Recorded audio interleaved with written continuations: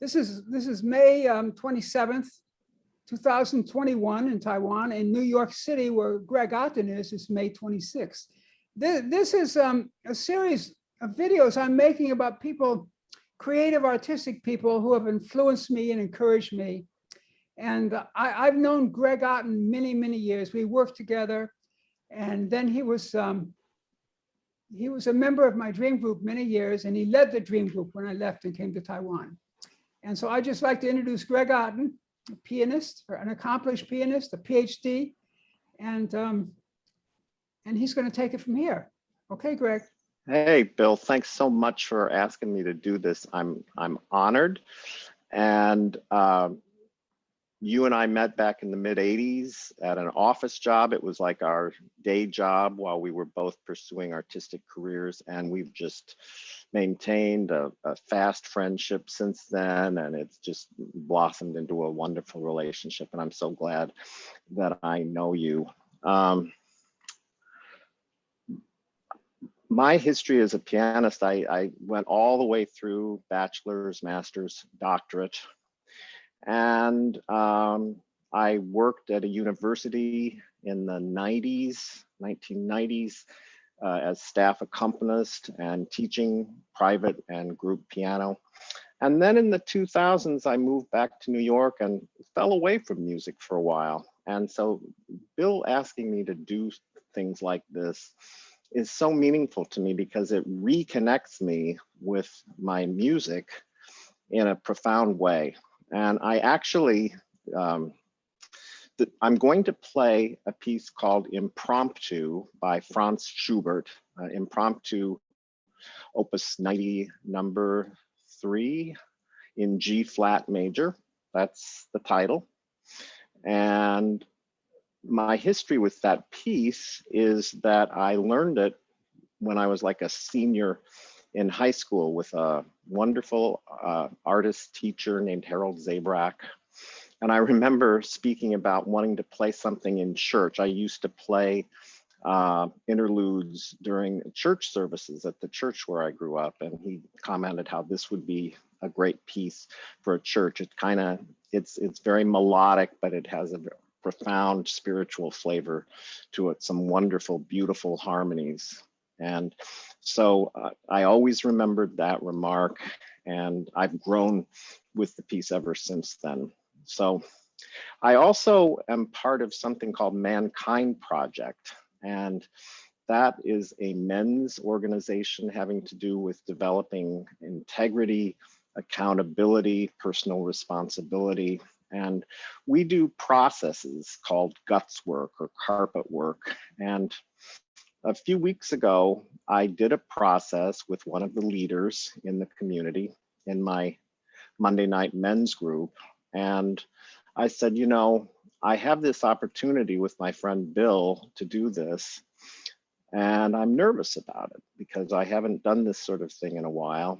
And he said, he asked me to imagine my favorite piece.